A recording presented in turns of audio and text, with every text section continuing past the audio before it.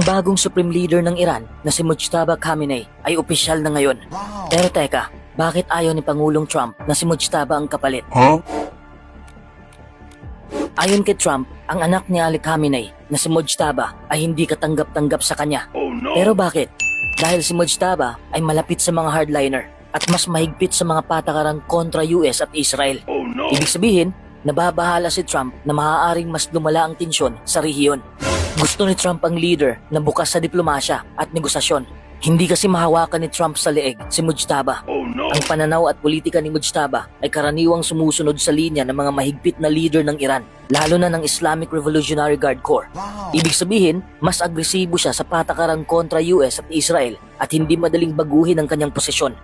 Ang pagiging leader ni Mujtaba ay hindi lang usapin ng Iran, may malaking epekto ito sa buong mundo. Ayon sa mga analysts, si Mujtaba ay mas matindi pa kaysa sa kanyang ama.